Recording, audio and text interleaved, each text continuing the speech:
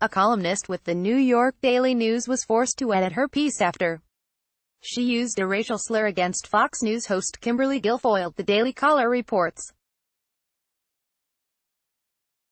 In Linda Stasi's Tuesday column, which demanded that the 5 co-hosts should be fired from the network for an alleged relationship with Donald Trump Jr., our writer friend decided it was a perfectly salutary to make a wisecrack about Guilfoyle, who is half Puerto Rican, picking fruit. Thing is, Guilfoyle is an otherwise brilliant woman. When it comes to picking men, though, she'd be better off picking grapes.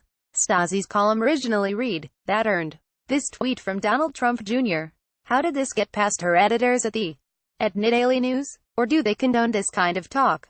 I guess hypocrisy, sexism, rhetoric are alive. Pick grapes. https://t.co/pdlkr4lfxtv at Breitbart News. Donald Trump Jr. at Donald J. Trump Jr. June 13, 2018 trending. Final betrayal. Ryan's amnesty draft leaks. Looks like biggest amnesty in U.S. history. Stasi denied that it was a racial slur but decided to edit it out nonetheless. Absolutely no idea that Kimberly Guilfoyle is half Puerto Rican, and my column was in no way meant as a slur, she tweeted. Absolutely no idea that Kimberly Guilfoyle is half Puerto Rican, and my column was in no way meant as a slur. Nonetheless, I will change that reference. Online. I'm just surprised anyone would have assumed such a stereotype. See someone as half Latina. So sorry for misunderstanding. Linda Stasi at Linda Stasi, June 13, 2018. Nonetheless, I will change that reference online. I'm just surprised anyone would have assumed such a stereotype. See someone is half Latina. So sorry for misunderstanding. The line now reads, when it comes to picking men, though, she'd probably have better odds picking lotto numbers. Donald Trump Jr. tweeted that one line in the column was somehow a reference to Ms. Guilfoyle being Puerto Rican. I since checked it out and she is indeed Puerto Rican on her father's side. Stasi wrote in an email to the Daily Caller. Not that I had any idea of her ethnicity, nor if I did would I associate grape picking with her or it with Puerto Rico. My Italian family, who picks their own grapes, in Calabria, sure. The ravaged island of Puerto Rico. No, I think Mr. Trump mistakenly assumed I wrote it to stereotype her somehow. Truthfully, I was kind of flummoxed by the association. But why leave a phrase in if it could be in any way misconstrued like that? There are a few other details to this whole story beyond the apology. The first, it may not surprise you to know, is that the Daily News is a liberal paper. It's basically the New York Times for Gotham residents who are slightly lower on the literacy totem pole.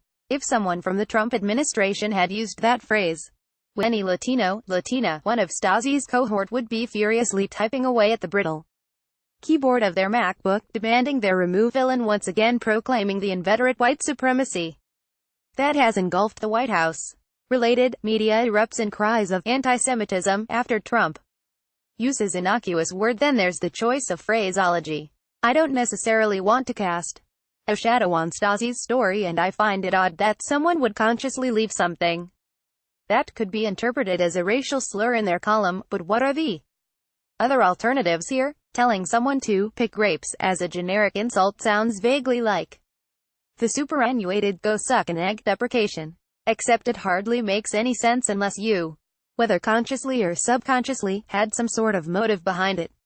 Go pick grapes. Okay, I get to be out in the dry sunshine and pick bunches of fruit. While the manual labor might be intensive, what, pray tell, is statistically difficult about this? I'm having a hard time coming up with an alternative to racism here. One could also entertain the possibility that the column isn't particularly well written, which I'd give you.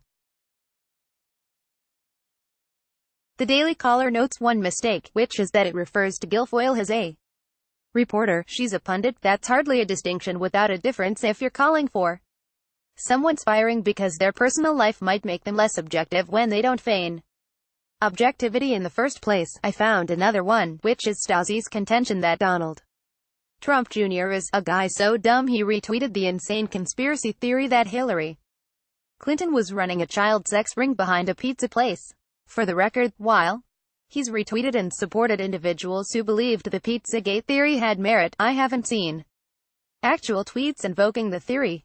There's no evidence that he knew these individuals believed in or promoted the ridiculous Pizzagate theory, any more than there's evidence Ozzy knew Guilfoyle was a Latina. Our columnist, apparently, isn't willing to give Trump Jr. the same benefit of the doubt she more or less expects from us.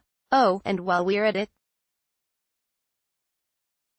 way to throw in he ravaged island part about Puerto Rico in your apology, too.